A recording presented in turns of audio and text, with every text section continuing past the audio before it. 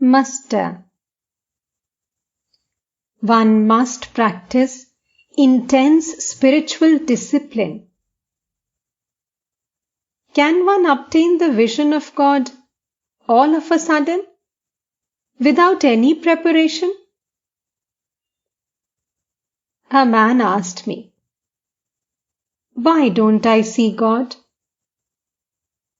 I said to him, as the idea came to my mind, "You want to catch a big fish. First, make arrangements for it. Throw spiced bait into the water.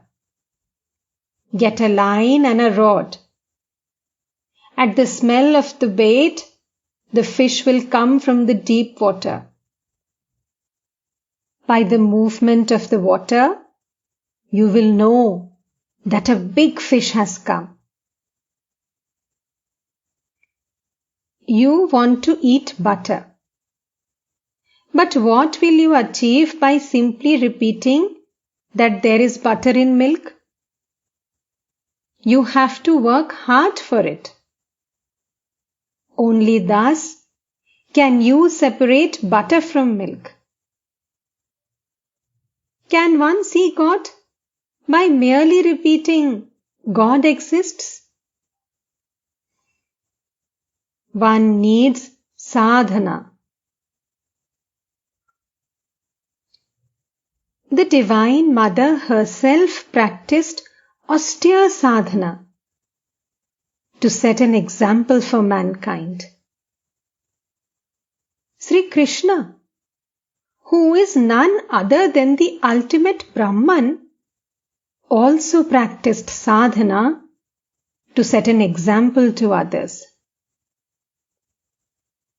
Sri Krishna is the Purusha and Radha the Prakriti, the Chitta Shakti, the Adya Shakti.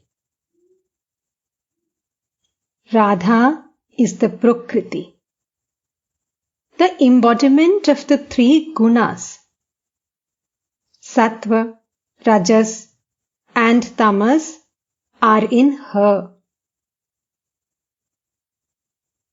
As you remove the layers of an onion, you will first see tints of both black and red, then only red, and last of all, only white. The Vaishnava scriptures speak of Kama Radha, Prema Radha, and Nitya Radha.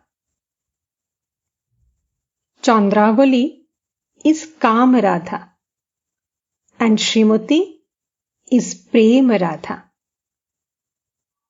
Nando saw Nitya Radha holding Gopala in her arms.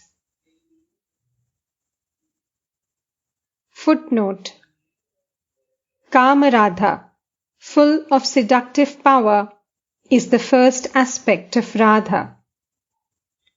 Prema Radha, full of ecstatic love, is her second aspect. Nitya Radha is her third aspect as the eternal primordial power. Chandravali, one of the gopis, had a lustful attitude towards Sri Krishna. Srimati is another name of Radhika, the foremost of the gopis.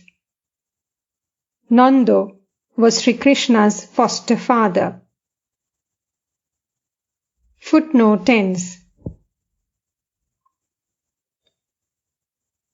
The Brahman of Vedanta and the Chitta Shakti are identical, like water and its wetness. The moment you think of water, you must also think of its wetness. And the moment you think of water's wetness, you must also think of water. Or it is like the snake and its wriggling motion. The moment you think of the snake, you must also think of the wriggling motion. And the moment you think of the snake's wriggling motion, you must also think of the snake.